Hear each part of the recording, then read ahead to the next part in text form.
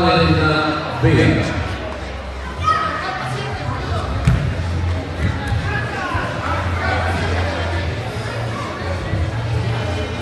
¿Está la final? ¿Está la final? Sí, fue la final.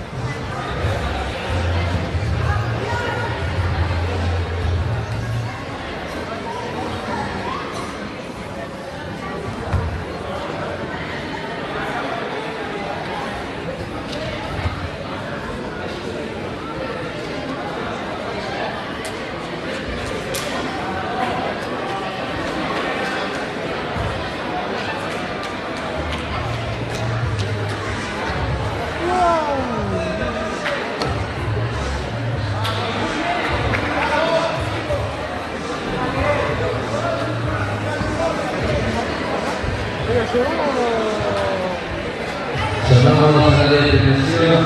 Primer puesto, Fernando Vázquez. Segundo puesto, Valentín Flores. Tercer puesto, Laura.